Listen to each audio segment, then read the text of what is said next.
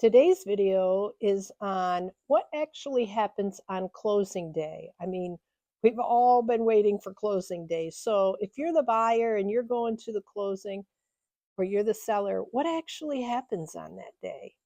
So typically, you should bring your driver's license. That's going to be needed to verify your identity. That's the only thing you really need. And that's the day that the home actually transfers from one person to the other. So, how does that happen? That happens through all the documents that you're going to sign. If you're borrowing money and you have a loan, you're going to sign quite a few more documents than if you were cash. Cash closings take about half the time as somebody that has a loan or is getting financing on that loan. So there's a lot of legal paperwork that's signed. There's a lot of documents that talk about the financial part of it, what exactly you're paying for, what part of that transaction you're responsible for, whether they give you a credit for the taxes or debit you for the taxes for that year. So they're going to go through that statement and they're going to talk about every single figure there so that the bottom line shows the same on all the documents. The state has a document, the title company and the lender has their document, and everything has to match. And all the signatures have to be um, put on those documents. So, are you probably going to meet the buyer, the seller, whichever side you're on? Probably not.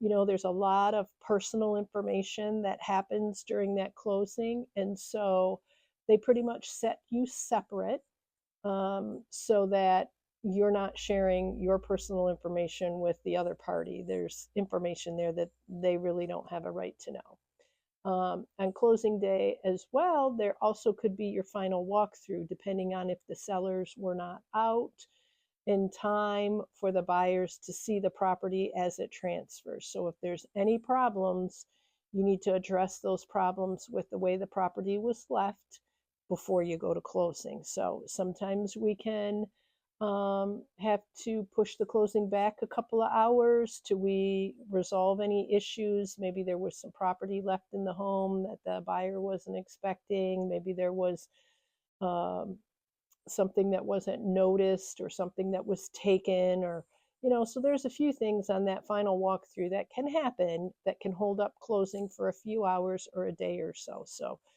just because it's closing day, until that final walkthrough is approved and you're satisfied, then we go to the closing and we actually sign and transfer the property.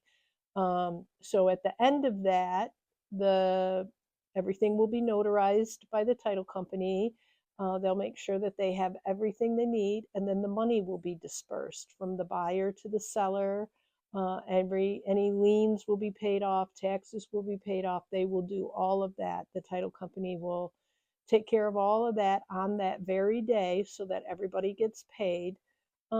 So then when you walk out of there, the seller is done. They no longer own that property, and the buyers get the keys and they're welcome to move in and they actually take ownership on that day. So that's kind of the scenario of a closing day. It's a very happy time for the seller. It's a very happy time for the buyer. So I look forward to helping you get to closing day. So if you need a good realtor and you're in the Citrus County, Marion County, Hernando, Sugar Mill Woods, I'm here to help. I'd love to work with you either as a seller agent or a buyer agent. So give me a call. My phone number is 352 601 8627.